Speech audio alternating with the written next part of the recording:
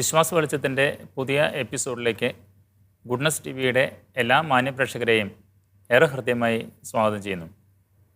കത്തോലിക്ക വിശ്വാസ സത്യങ്ങളെ സാർവത്രിക മതബോധന ഗ്രന്ഥത്തിൻ്റെ അടിസ്ഥാനത്തിൽ ലളിതമായി വ്യാഖ്യാനിച്ച് പ്രേക്ഷകർക്കായി വിശദീകരിച്ചു കൊടുക്കുന്ന ഒരു പ്രോഗ്രാമാണിത്.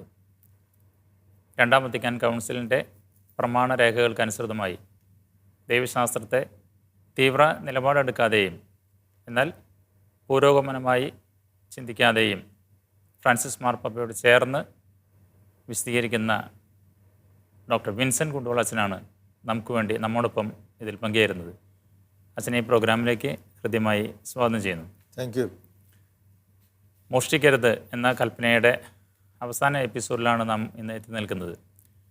കഴിഞ്ഞ എപ്പിസോഡിൽ നമ്മൾ ഇതിൻ്റെ സാമൂഹിക മാനത്തെക്കുറിച്ചെല്ലാം വിശദീകരിച്ചു കൊടുക്കണ്ടായി. ഇതിലത്തെ ഒന്നാമത്തെ ചോദ്യം, ഈ സാമ്പത്തിക ക്രയവിക്രയങ്ങളെ രാഷ്ട്രം നിയന്ത്രിക്കുന്നുണ്ടല്ലോ, ഇത് വ്യക്തി സ്വാതന്ത്ര്യത്തിൻ്റെ മേലുള്ള ഒരു കൈക്കടത്തലല്ലേ എന്നുള്ളതാണ് ചിലരുടെ സംശയം. ഞാൻ എൻ്റെ സമ്പാദ്യം എങ്ങനെ ചെലവഴിക്കണം എന്നുള്ളത് എൻ്റെ മാത്രം ഒരു അധികാര പരിധിയിൽ വരുന്നതല്ലേ? രാഷ്ട്രത്തിന് എങ്ങനെയാണ് വ്യക്തിയുടെ ഈ സ്വാതന്ത്ര്യത്തിലേക്ക് കൈകടത്താനായിട്ട് സാധിക്കുന്നതെന്ന് സഭയുടെ കാഴ്ചപ്പാട് എന്താണ്? സഭ ഈ സമൂഹത്തെ, സൊസൈറ്റിയെ കാണുന്നത് പരസ്പര ബന്ധിതമായ പല ഘടകങ്ങളുടെയും സഹകരണത്തോടെയുള്ള സമുച്ചയമായിട്ടുള്ളൊരു ഒരു പ്രവർത്തനത്തിൻ്റെ ഭാഗമായിട്ടാണ്, നിലനിൽക്കുന്ന ഒരു ഓർഗനിസമായിട്ടാണ് നമ്മൾ കാണുന്നത്. ഒരു മനുഷ്യ ശരീരം പോലെ തന്നെ. മനുഷ്യ ശരീരത്തിൽ പല അവയവങ്ങളുണ്ട്, പല അവയവങ്ങൾക്കും പല ധർമ്മങ്ങളുണ്ട്. അവയെല്ലാം കോർത്തിണക്കി ഒരുമിച്ച് കൊണ്ടുപോയാൽ മാത്രമേ ഒരു മനുഷ്യൻ സമഗ്രമായിട്ട് നിലനിൽക്കുള്ളൂ. അതുപോലെ തന്നെയാണ് സമൂഹം. സമൂഹത്തിൽ വ്യക്തികളുണ്ട്, വ്യക്തികളാണ് അടിസ്ഥാനം. വ്യക്തികളെ കൂട്ടിച്ചേർക്കുന്ന കുടുംബങ്ങളുണ്ട്, കുടുംബങ്ങളെ കൂട്ടിച്ചേർക്കുന്ന ഗ്രാമങ്ങളുണ്ട്, അവ ചേർക്കുന്ന ദേശങ്ങളുണ്ട്, രാഷ്ട്രങ്ങളുണ്ട്, സമൂഹങ്ങളുണ്ട്. അതിനിടയിൽ തന്നെ വിവിധ തരത്തിലുള്ള സമിതികളുണ്ട്, ക്ലാസ്സുകളുണ്ട്, മതങ്ങളുണ്ട്, എല്ലാം കാണും, വർഗങ്ങളുണ്ട്, എല്ലാം ഉണ്ട്. പക്ഷേ ഇതിനെല്ലാം ഒരു സമന്വയത്തോടുകൂടെ കൊണ്ടുപോകണമെങ്കിൽ അടുക്കും ചിട്ട ആവശ്യമാണ്. കഴിഞ്ഞ ഒരു എപ്പിസോഡിൽ നമ്മൾ പറയുകയുണ്ടായി, ഈ സമൂഹത്തിൻ്റെ കാര്യങ്ങളിൽ അല്ലെങ്കിൽ വ്യക്തിയുടെ കാര്യങ്ങളിൽ എന്തിനാണ് സഭ ഇടപെടുന്നത്, അതിൻ്റെ ആവശ്യമുണ്ടോ എന്ന് ചോദിച്ചപ്പോൾ നമ്മൾ സാർവത്രിക മതബോധന ഗ്രന്ഥത്തിൻ്റെ അടിസ്ഥാനത്തിൽ പറഞ്ഞു, മനുഷ്യൻ്റെ വ്യക്തിപരമായ ധർമ്മങ്ങൾക്കും അല്ലെങ്കിൽ അവൻ്റെ മനസാക്ഷിക്ക് വിരുദ്ധമായ കാര്യങ്ങൾക്കുമുള്ള രീതിയിൽ സംസ്കൃതി വളരുമ്പോൾ അതിലെ തെറ്റുകൾ ചൂണ്ടിക്കാണിക്കാനും അവയെ തിരുത്താനും സഭയ്ക്ക് ഉത്തരവാദിത്വം ഉണ്ടെന്ന് പറഞ്ഞു. ഇതുപോലെ തന്നെ രാഷ്ട്രത്തിനും വ്യക്തികളുടെ മേലും മതങ്ങളുടെ മേലും ഒക്കെ ഇടപെടാൻ ചിലപ്പോൾ അവകാശം ഉണ്ടാവും. കാരണം വിവിധ മതങ്ങൾ ഒരുമിച്ച് വസിക്കുന്ന ഇന്നത്തെ ലോകത്തിലും എല്ലാം അങ്ങനെയാണ്. ഓരോ മതവും അതിൻ്റേതായ അതിപ്രസരങ്ങളായ രീതികളിലേക്ക്, അനിയന്ത്രിതമായ രീതിയിലേക്കുള്ള വളർച്ചയിലേക്കും അവകാശവാദങ്ങളിലേക്കും പോയാൽ ലോകത്ത് സമാധാനം ഉണ്ടാകില്ല. അതുപോലെ വ്യക്തികൾ സംഭരിച്ചു കൂട്ടുന്നതിൽ, അവർ സ്വന്തമാക്കി വെക്കുന്നത് അതും അനിയന്ത്രിതമായ രീതിയിലായി കഴിഞ്ഞാൽ അവിടെ ഒരു ആൾക്കൂട്ടത്തിൻ്റെ ഒരു ഭരണേ നടക്കുകയുള്ളൂ. ഇപ്പോൾ ആൾക്കൂട്ട നീതി എന്ന് നമ്മൾ പലപ്പോഴും പത്രങ്ങളിൽ കാണാറുണ്ട്. തെരുവ് നീതി, അതായത് നമ്മൾ ചില ആളുകൾ ചില തെറ്റ് ചെയ്തു എന്ന് അവരങ്ങോട്ട് തീരുമാനിച്ചിട്ട് ഒരാൾക്കൂട്ടം ഒരുമിച്ച് വിചാരണ നടത്തുന്നു, അവിടെ അവരെ അടിക്കുന്നു, കൊല്ലുന്നു. നമ്മുടെ മധു തന്നെ പാലക്കാട്, അങ്ങയിലേക്ക് നമ്മൾ പോകേണ്ട കാര്യമില്ല. മധു നമ്മുടെ എല്ലാവരുടെയും ഹൃദയത്തിൻ്റെ ഒരു വേദനയായിട്ട് നിൽക്കുകയാണ്. ദരിദ്രനായ ആദിവാസിയായ മധു, അത് നമ്മുടെ തന്നെ ദുർബലതയുടെ, ദൗർബല്യത്തിൻ്റെ, പോരായ്മയുടെ വലിയ പ്രതീകമായിട്ട് മധു മാറി. അപ്പം അത് നല്ല മനുഷ്യരിലും ഉണ്ട് ഈ ഒരു മധു എന്ന് പറയുന്ന ഭാവം. പക്ഷേ മധുവിനെ കൊന്നവരുടെ ഭാവവും നമ്മുടെ എല്ലാ മനുഷ്യരുടെ ഉള്ളിലും ഉണ്ട്. ഒരു നിസ്സഹായതയുടെയും അടിമത്തത്തിൻ്റെയും ഒക്കെ ഫലം അനുഭവിച്ച് ഒന്നും ചെയ്യാൻ പറ്റാതെ ജീവിക്കുന്ന ആളുകൾ, അത് അങ്ങനെയുള്ളൊരു മനുഷ്യൻ നമ്മുടെ ഉള്ളിലൊക്കെ ഉണ്ട്. അതുപോലെ തന്നെയാണ് ഈ അങ്ങനെയുള്ള ആളുകളെ നിരന്തരമായി കുറ്റപ്പെടുത്തി അവരെ കൂടുതൽ ഉപദ്രവിച്ച് അതിൽ സന്തോഷിക്കുന്ന ഒരു ക്രൂരമായ മനസ്സുള്ള ഒരു പൈശാചികമായ ഒരു ഭാവവും മനുഷ്യനുണ്ട്. അതുകൊണ്ട് ഇതിനെയെല്ലാം നിയന്ത്രിക്കുകയും കൃത്യമായി എല്ലാവർക്കും നീതി ഉറപ്പാക്കുകയും ചെയ്യുന്ന രീതിയിൽ സാമൂഹിക വ്യവസ്ഥതയെ നിലനിർത്തണമെങ്കിൽ രാഷ്ട്രം ഉണ്ടാകണം, രാഷ്ട്രത്തിൻ്റെതായ നിയമങ്ങൾ ഉണ്ടാകണം, ആ രാഷ്ട്രത്തിൻ്റെതായ നീതികൾ നടപ്പിലാക്കണം. അല്ലെങ്കിൽ ഇവിടെ ഉണ്ടാകുന്നത് ആൾക്കൂട്ട ഭരണമായിരിക്കും. ആൾക്കൂട്ട ഭരണത്തിൽ കുറച്ച് ആളുകൾ അവരുടേതായ ഒരു നീതിബോധത്തിൽ നിന്ന്, അവരുടെ കയ്യൂക്കിൽ നിന്ന് അവർ പ്രവർത്തിക്കുകയും നീതി നടപ്പിലാക്കുകയും ചെയ്യുമ്പോൾ ഒത്തിരി പേർക്ക് നീതി നിഷേധിക്കപ്പെടുന്നു. ഒരു ട്രാഫിക് ലൈറ്റ് നമ്മൾ നോക്കിയാൽ മതിയല്ലോ. നമ്മളിപ്പോൾ ആലുവായിൽ നിന്ന് ഇങ്ങോട്ട് വരുമ്പോൾ അങ്കമാലി മനോഹരമായ ഉദാഹരണമാണ്. ലൈറ്റ് അവിടെ ട്രാഫിക് സംവിധാനം നടക്കുന്നില്ലെങ്കിൽ, കൃത്യമായി നടക്കുന്നില്ലെങ്കിൽ, അവിടെ പോലീസില്ലെങ്കിൽ ഓരോരുത്തരും ഇഷ്ടം പോലെ വണ്ടി MC റോട്ടിൽ നിന്ന് ഇങ്ങോട്ടും എറണാകുളം ഭാഗത്തേക്കും, എറണാകുളം ഭാഗത്ത് നിന്ന് MC റോട്ടിലേക്കും, അല്ലെങ്കിൽ അവിടുന്ന് തൃശ്ശൂർക്ക് പോകുന്ന ഈ NH-ലേക്കും അതിൻ്റെ ഇടയ്ക്ക് മലയാറ്റൂർക്കും ഒക്കെ തിരിച്ചു കഴിഞ്ഞാൽ ആകെപ്പാടെ ആർക്കും ഇളങ്ങാൻ പറ്റാത്ത രീതിയിൽ കിടക്കുമല്ലോ. അതുകൊണ്ടാണ് അവിടെ പോലീസ് വേണ്ടത്. ലൈറ്റ് വേണം, അല്ലെങ്കിൽ പോലീസ് വേണം. ആ നേരത്തെ ആരെങ്കിലും ഒരാൾ കയറി നിന്നിട്ട്, ചില സ്ഥലങ്ങളിൽ അങ്ങനെയുണ്ട്, പോലീസ് ഇല്ലാത്ത സ്ഥലത്ത് ആരെങ്കിലും ഒരാൾ കയറി നിന്ന് സഹായിക്കാറുണ്ട് ചില സ്ഥലത്തിൽ. പക്ഷേ അത് പോലീസില്ലാതെ, പൊതു നിയമവ്യവസ്ഥയെ ഇല്ലാതെ ഓരോരുത്തർക്കും നയിക്കാനായിട്ട് ഇട്ട് കൊടുത്തു കഴിഞ്ഞാൽ, ഒരാൾ അങ്ങനെ നിയന്ത്രിച്ച് കുറച്ച് വരുമ്പോഴാണ് അവിടെ അപ്പുറത്തിരിക്കുന്ന വേറൊരാൾക്ക് തോന്നുക അയാൾ എറണാകുളം ഭാഗത്തു നിന്ന് വരുന്ന ആളുകൾക്കാണ് കൂടുതൽ സാധ്യത കൊടുക്കുന്നത്, കോട്ടയം ഭാഗത്തു നിന്ന് MC റോട്ടിലൂടെ വരുന്ന ആളുകൾക്ക് പ്രാധാന്യം കൊടുക്കുന്നില്ല. അതുകൊണ്ട് അവൻ വന്നിട്ട് വേറെ നിയന്ത്രിക്കാൻ തുടങ്ങിയാൽ 5-6 പേര് കൂടി ഒരുമിച്ച് ട്രാഫിക് നിയന്ത്രിച്ചാൽ അങ്കമാലിയുടെ സ്ഥിതി എന്തായിരിക്കും? ഏത് കവലയുടെ? ഇതുപോലെ തന്നെയാണ് സമൂഹവും. സമൂഹത്തിൽ ഓരോ വ്യക്തികളും ഓരോ ക്ലാസ്സുകളിലും ഓരോ ദേശങ്ങളിലും പെട്ട ആളുകൾ അവരുടേതായ രീതിയിലുള്ള ഒരു നീതിബോധത്തിൽ നിന്ന്, അവരുടേതായ ഒരു രീതിയിലുള്ള ഒരു സമീപനങ്ങളിൽ നിന്നിടെ വെളിച്ചത്തിൽ തീരുമാനങ്ങൾ എടുത്തുകൊണ്ട് സമൂഹത്തെ നിയന്ത്രിക്കാൻ പോയി കഴിഞ്ഞാൽ തീർച്ചയായിട്ടും അവിടെ അട്ടർ കൺഫ്യൂഷനായിരിക്കും. അതുകൊണ്ടാണ് ഈ ജനങ്ങളുടെ എല്ലാം തെരഞ്ഞെടുപ്പുകളിലൂടെ വരുന്ന ഒരു ഭരണവ്യവസ്ഥിതി, ജനാധിപത്യ രീതിയിലുള്ള ഒരു എല്ലാവരെയും മാനിക്കുന്ന, എല്ലാവർക്കും നീതി ഉറപ്പുവരുത്തുന്ന, എല്ലാവരുടെയും അവകാശങ്ങൾ സംരക്ഷിക്കുന്ന, അവരുടെ സ്വത്തുക്കൾക്ക് സംരക്ഷണം നൽകുന്ന രീതിയിലുള്ള ഒരു രാഷ്ട്രവ്യവസ്ഥിതി, അതിനുള്ളൊരു നിയമവ്യവസ്ഥിതി ഒക്കെ കോടതികൾ അതിൽ അന്തിമ തീർപ്പ് കൽപ്പിക്കുന്ന ഒരു രീതി ഒരു രാഷ്ട്രത്തിന് വേണമെന്ന് പറയുന്നത്. അതുകൊണ്ട് ഒരു രാഷ്ട്രം മനുഷ്യൻ്റെ വ്യക്തികളോ സമൂഹങ്ങളോ അതിര് കടക്കുമ്പോൾ തീർച്ചയായിട്ടും രാഷ്ട്രങ്ങൾ ഇടപെടണം എന്നുള്ളതിൽ യാതൊരു സംശയമില്ല. വിലകൾ നിയന്ത്രിക്കാൻ ആരെങ്കിലും ഇവിടെ വേണ്ടേ? അല്ലെങ്കിൽ ഒരു വ്യവസായ സ്ഥാപനത്തിൽ ജോലി ചെയ്യുന്ന അതിൻ്റെ ഉടമസ്ഥനും അതിൻ്റെ തൊഴിലാളിയും രണ്ടു കൂട്ടരും മാത്രം ഒരുമിച്ച് തീരുമാനിച്ചുകൊണ്ട് ഒരു ശമ്പളം തീരുമാനിക്കാൻ പറ്റൂല. കാരണം ഇപ്പോൾ ജോലി ഇല്ലാത്ത ലക്ഷക്കണക്കിന് ചെറുപ്പക്കാർ പുറത്തുണ്ട്. അപ്പോൾ ഏറ്റവും ചീപ്പ് ലേബർ വേണമെങ്കിൽ അവർക്ക് ചെയ്യാം. കാരണം നല്ല സമ്പത്തുള്ള ആളുകൾക്ക് പറയാം ഈ പൈസയ്ക്ക് ജോലി ചെയ്യുകയാണെങ്കിൽ മതി. കാരണം ഇവിടെ അത്രമാത്രം ഡിമാൻഡ് ഉണ്ട്, മുന്നിലെ ആളുകൾ നിൽക്കുവാണ്.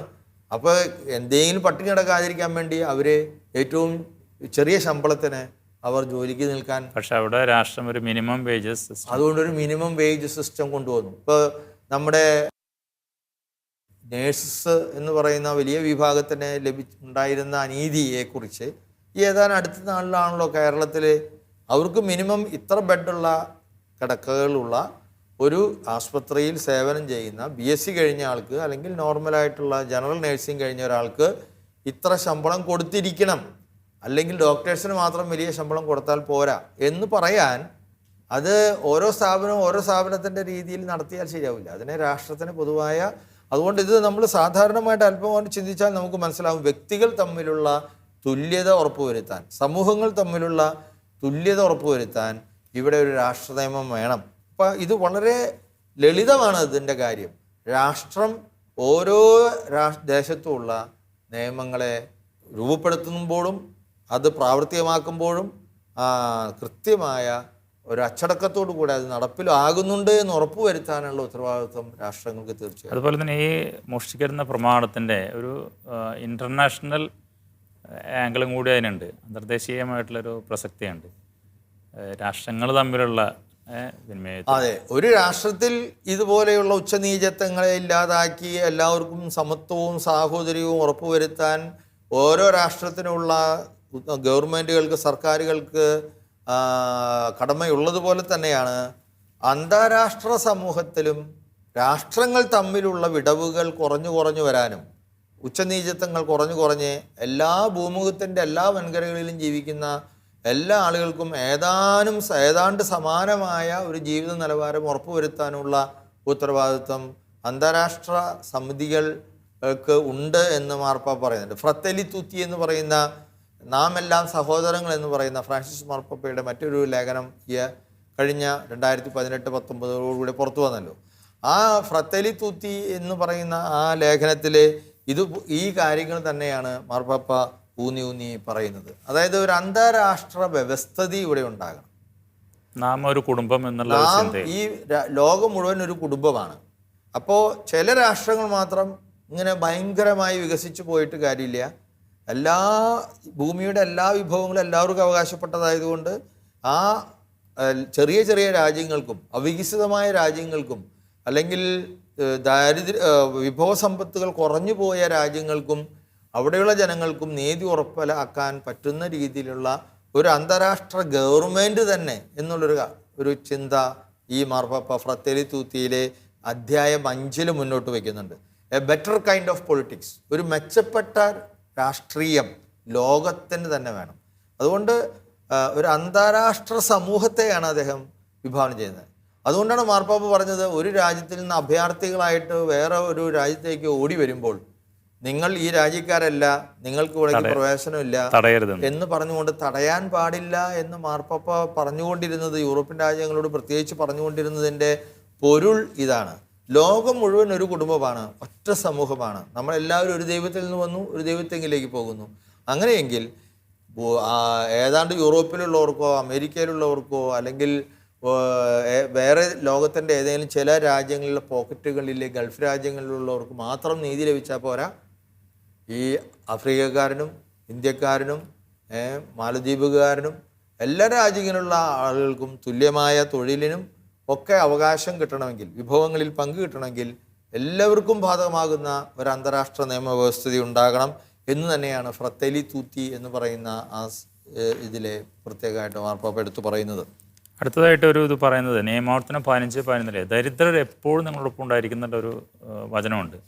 അതുകൊണ്ട് തന്നെ പഴയ നിയമത്തിൽ നമുക്ക് കാണാം, കാല പെറുക്കരുത്, അത് അവനുള്ളതാണ്, അല്ലെങ്കിൽ ദശാംശം കൊടുക്കണം, അല്ലെങ്കിൽ ജൂബിലി വർഷമാണ്, കടങ്ങളെ അളച്ചു കൊടുക്കണം എന്ന്. അപ്പോൾ ദരിദ്രരുള്ളൊരു സമീപനം ബൈബിളിൽ ഉടനീളം കാണാം. ഈ ദരിദ്രരെ സഹായിക്കുക എന്ന് പറയുന്നത് ഒരു കേവലം ഉപവിപ്രവർത്തനം മാത്രമല്ല എന്ന് ഈ കത്തോലിക്ക സഭയുടെ മതബോധനം പറയുന്നുണ്ട്. അതൊരു കടമ നിർവഹണം കൂടിയാണ്. അതെ, കാരണം ഓരോ പൗരനും മൗലികമായ അവകാശങ്ങളുണ്ട്, അടിസ്ഥാനപരമായ അവകാശങ്ങളുണ്ടെങ്കിൽ ആ അവകാശങ്ങൾ അവന് ലഭിക്കാനുള്ള സാഹചര്യം സൃഷ്ടിച്ചു കൊടുക്കുക എന്നുള്ളത് ആരുടെയും ഔദാര്യമല്ല. ഇന്ന് നമ്മൾ ആളുകൾ പലപ്പോഴും പറയുന്ന, കുട്ടികൾ അധ്യാപകരോട് പോലെ ചോദിക്കുന്ന കാര്യങ്ങളുണ്ട്. നിങ്ങളുടെ ഔദാര്യമൊന്നുമല്ല ഞങ്ങൾ പിടിച്ചു പറ്റുന്നത്. ഞങ്ങൾക്ക് കൃത്യമായ ക്ലാസ് എടുക്കാൻ ഞങ്ങൾക്ക് ഉത്തരവാദിത്വമുണ്ട്. ഞങ്ങൾ ടാക്സ് അടയ്ക്കുന്ന പൈസ നിങ്ങൾക്ക് ശമ്പളം തരുന്നു. യു ആർ ബൗണ്ട് ടു എന്ന് അധ്യാപകരോട് പറയുന്നത് പോലെ തന്നെ ഗവൺമെൻറ് ഉദ്യോഗസ്ഥരോട് പറയുന്നുണ്ട്. നിങ്ങൾ ഈ ഫാനിൻ്റെ അടിയിൽ അല്ലെങ്കിൽ AC റൂമിൽ ഇരുന്ന് ഇങ്ങനെ ജോലി ചെയ്യുന്നു, ശരിയാണ്. നീതി നടപ്പിലാക്കി കൊടുക്കാനായിട്ടുള്ള ഉത്തരവാദിത്വം നിങ്ങൾക്കുണ്ട്. കാരണം നിങ്ങൾ ഞങ്ങളോട് ബാധ്യസ്ഥരാണ് അതിന് മറുപടി പറയാൻ. കാരണം ഞങ്ങളുടെ ടാക്സ് കൊണ്ടാണ് നിങ്ങൾ ജീവിക്കുന്നത്. അപ്പോൾ ഈ ഒരു ചിന്ത വളരെ, സാറ് പറഞ്ഞ ഈ കാര്യം, സാർവത്രിക മതബോധനത്തിൽ ഊന്നുന്ന ഈ കാര്യം വളരെ നല്ല രീതിയിൽ ഇന്ന് ജനങ്ങൾ അതിനെക്കുറിച്ച് ബോധവാന്മാരാണ്. അപ്പോൾ ഏതൊരു ഉദ്യോഗത്തിൽ ഇരിക്കുന്ന ആൾ, ഏതൊരു പ്രൊഫഷൻ എക്സസൈസ് ചെയ്യുന്ന ആളെ സംബന്ധിച്ചിടത്തോളവും ഇന്ന് ഞാൻ ഏതോ ഔദാര്യം ചെയ്യുന്നു എന്ന് അവൻ ചിന്തിക്കാനായിട്ട് പാടില്ല. ഇപ്പം ഞാൻ സെമിനാരിയിലെ ഒരു അധ്യാപകൻ എന്ന രീതിയിൽ എൻ്റെ ഉത്തരവാദിത്തമാണ് എല്ലാ സമയവും 24 മണിക്കൂറും ഞാൻ സംലഭ്യനാവുക എന്നുള്ളത്. അപ്പോൾ പല തിരക്കുകളുണ്ടാകാം, പക്ഷേ എൻ്റെ പ്രഥമമായ ഉത്തരവാദിത്തം അവിടെയുള്ള വൈദിക പരിശീലനത്തിൽ കഴിയുന്ന വ്യക്തികളുടെ സമഗ്രമായ വളർച്ചയ്ക്ക് വേണ്ടി സമയം കൊടുക്കുക എന്നുള്ളതാണ്. അത് ചെയ്യാതിരിക്കുക എന്ന് പറയുമ്പോൾ ഞാനും ഒരു മോഷ്ടാവ് തന്നെയാണ്. കാരണം എനിക്ക് വേണ്ടി സഭ വേണ്ട സൗകര്യങ്ങൾ ഒരുക്കിയിരിക്കുന്നു, ശമ്പളം തരുന്നു, താമസിക്കാൻ സ്ഥലം തരുന്നു, ഭക്ഷണം തരുന്നു, എന്നെ ബഹുമാനത്തോടുകൂടെ കാണുന്നു. അങ്ങനെ കാണുന്ന ഒരാൾ എൻ്റെ ആ ഉത്തരവാദിത്വത്തിൽ ഞാൻ ജോലി ചെയ്യുമ്പോൾ പൂർണ്ണമായി അതിനോട് വിശ്വസ്തത പുലർത്താതിരിക്കുമ്പോൾ ഞാൻ ഒരു മോഷ്ടാവ് തന്നെയാണ്. കാരണം പൊതു ആനുകൂല്യങ്ങളെ ഞാൻ ഉപയോഗിക്കുകയും അതിന് പകരമായ പ്രതിഫലം ഞാൻ സമൂഹത്തിന് സഭയ്ക്ക് നൽകാതിരിക്കുകയും ചെയ്യുമ്പോൾ ഞാൻ കളവ് ചെയ്യുകയാണ് എന്നാണ് പറയുന്നത്. അതുകൊണ്ടാണ് തിരുവചനങ്ങളിൽ മത്തായിയുടെ സുവിശേഷത്തിലെ കർത്താവ് തന്നെ മനോഹരമായിട്ട് പറഞ്ഞ കാര്യം ഇവിടെ സാർവത്രിക മതബോധനം കോട്ട് ചെയ്യുന്നുണ്ട്. നിന്നോട് യാചിക്കുന്നവന് നൽകുക, നിന്നിൽ നിന്ന് കടം വാങ്ങാൻ ആഗ്രഹിക്കുന്നവനിൽ നിന്ന് ഒഴിഞ്ഞു മാറരുത്, ദാനമായി നിങ്ങൾക്ക് കിട്ടി ദാനമായി നിങ്ങൾക്ക് കൊടുക്കുവിൻ.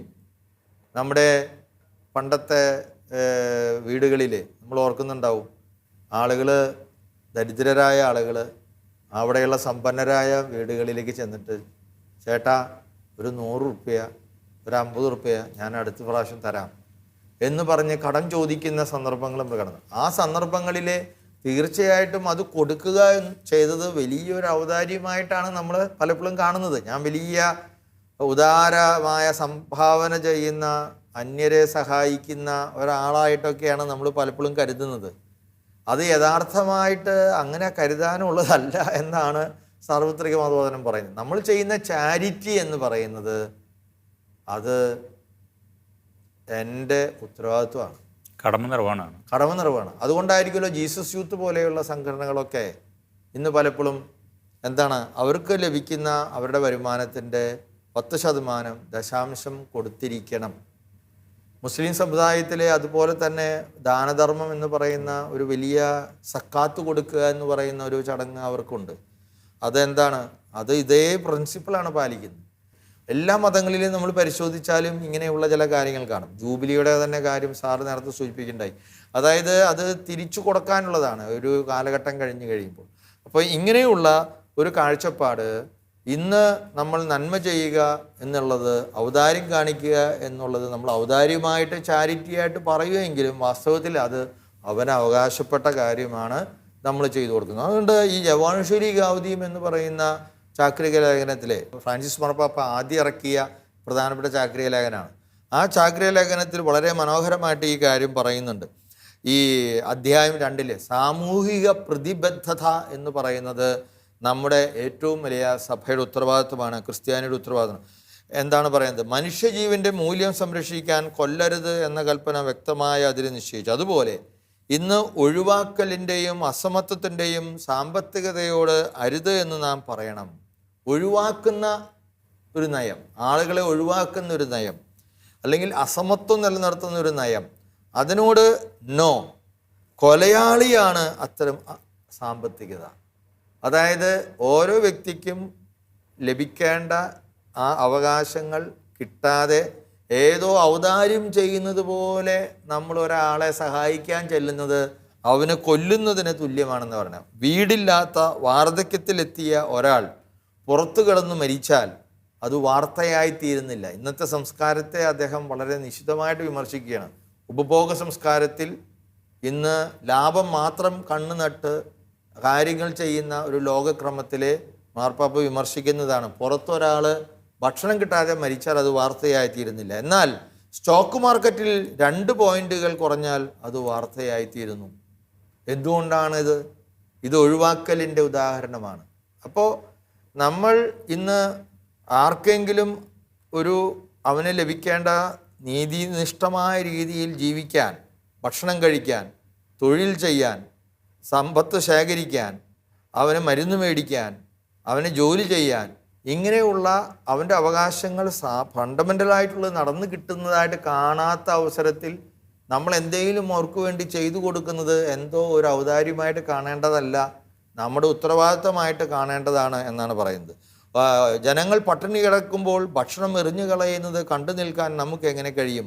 ഉപയോഗിച്ച് വലിച്ചെറിയേണ്ട ഉപഭോഗ വസ്തുവായി മനുഷ്യനെ കരുതരുത് എന്നാണ് പറയുന്നത്. വാങ്ങിക്കാൻ എന്തെങ്കിലും പുതിയൊരു സാധനം വിപണി നമുക്ക് വാഗ്ദാനം ചെയ്യുമ്പോൾ നമ്മൾ ഉന്മേഷമുള്ളവരാകുന്നു. എല്ലാ വീക്കെൻഡിലും നമ്മൾ പുതിയ പുതിയ മാളിലേക്ക് ചെന്ന് പുതിയ പുതിയ ഫാഷനിലുള്ള സാധനങ്ങൾ വാങ്ങാൻ പരസ്യങ്ങൾ നമ്മളെ ആകർഷണം ചെയ്യുന്നു, നമ്മൾ അതിൻ്റെ പിന്നാലെ പോകുന്നു.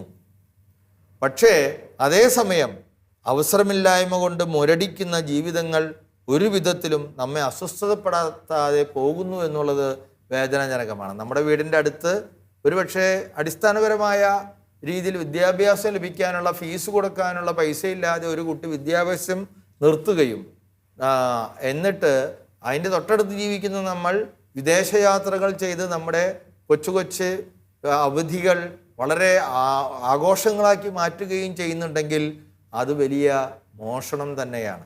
ആ സാധാരണ മനുഷ്യന് ലഭിക്കേണ്ട ആ നീതി, അവന് കിട്ടുന്ന അവസരം നിഷേധിക്കപ്പെടുകയാണ് അതിലൂടെ ചെയ്യുന്നത്.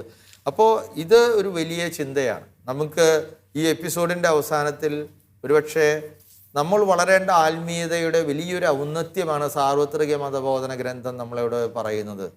അതായത് നമ്മൾ ഇന്ന് കുറേ ചാരിറ്റി ആയിട്ട് ഏതോ വലിയ കാര്യം പുണ്യകർമ്മം ചെയ്യുന്നത് പോലെ അവതരിപ്പിക്കപ്പെടുന്ന ഈ ചാരിറ്റി, അത് ചാരിറ്റി അല്ല. ഫ്ലക്സ് അടിച്ച് വെക്കുന്നത്, ഫ്ലക്സ് അടിച്ച്, അത് ഇതിനേക്കാളും വഷളാണ്. നമ്മൾ ഇത്ര വീട് പണിത് കൊടുത്തു, ഇത്ര ആളുകൾക്ക് മരുന്ന് കൊടുത്തു എന്നൊക്കെ പറഞ്ഞുകൊണ്ടുള്ള പരസ്യം ചെയ്യുന്നത്, അത് അതിനേക്കാൾ വലിയ കച്ചവടമാണ്.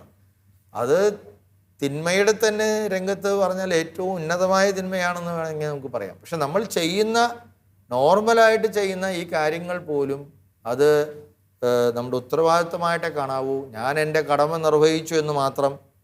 ഞാൻ അങ്ങനെ ഒരു മനുഷ്യനെ തൃശ്ശൂർ ഭാഗത്ത് ഓർക്കുവാണ്. അദ്ദേഹം എന്നോട് ഒരു പ്രാവശ്യം പറഞ്ഞതാണ്, അച്ഛാ എന്തായാലും ഞാൻ ദശാംശം കൊടുക്കണം. അച്ഛൻ ആരെങ്കിലും വിഷമിക്കുന്നവർ കാണുന്നുണ്ടെങ്കിൽ പറഞ്ഞോളൂ, അത് കൊടുക്കുക എന്നുള്ളത് ദൈവം നമുക്ക് തന്നതാണ്, അത് ചെയ്യണം. അങ്ങനെ കരുതുന്ന ആയിരക്കണക്കിന് മനുഷ്യർ നമ്മുടെ ലോകത്തുള്ളത് കൊണ്ടാണ്, എല്ലാ മതത്തിലും എല്ലാ സമൂഹത്തിലുള്ളത് കൊണ്ടാണ് ഒരുപക്ഷെ നമ്മുടെ സമൂഹത്തിലുള്ള എല്ലാ മനുഷ്യരും ചിരിക്കുന്നത്, ഉറങ്ങുന്നത്, കുട്ടികൾ വളരുന്നത്, ശാന്തമായി ഭദ്രമായ ഒരു കാഴ്ചപ്പാടുകളിലൂടെ മുന്നോട്ട് പോകുന്നത്. അപ്പോൾ നമുക്ക് ഈ എപ്പിസോഡ് ഇവിടെ അവസാനിപ്പിക്കാം. നമ്മൾ ചെയ്യുന്ന നന്മ പ്രവൃത്തികൾ ഔദാര്യങ്ങളല്ല, കടമയാണ്, നമ്മുടെ കടമയാണ്. ദരിദ്രർ എപ്പോഴും നമ്മുടെ കൂടെ ഉണ്ടായിരിക്കും. അവർക്ക് ചെയ്യുന്ന ഓരോ പ്രവൃത്തിയും എനിക്ക് വേണ്ടി ചെയ്യുന്നത് തന്നെയാണെന്ന് പറഞ്ഞ ഈശോയുടെ അനുഗ്രഹം എല്ലാവർക്കും ഉണ്ടാവട്ടെ. ഈ എപ്പിസോഡ് ശ്രമിച്ച എല്ലാവർക്കും വേണ്ടിയിട്ട് അച്ഛൻ നന്ദി പറയും. Thank you. മോഷ്ടിക്കരുത് എന്ന കൽപ്പന ഇവിടെ ഈ എപ്പിസോഡിലൂടെ പൂർത്തിയാവുകയാണ്. ദരിദ്രർ എപ്പോഴും നമ്മുടെ കൂടെ ഉണ്ടായിരിക്കുമെന്ന് പഴയ നിയമത്തിലെ നിയമാവർത്തന പുസ്തകത്തിലൂടെ ആവർത്തിക്കുന്ന യേശു സുവിശേഷത്തിലൂടെ അത് ആവർത്തിക്കുന്നുണ്ട്. ദരിദ്രരോട് ചെയ്യുന്ന എല്ലാ പ്രവൃത്തികളും കേവലം ഉപവിപ്രവർത്തനമല്ല, നമ്മുടെ കടമ നിർവഹണമാണെന്ന് പ്രേക്ഷകർ അറിഞ്ഞിരിക്കുക. നന്ദി, നമസ്കാരം.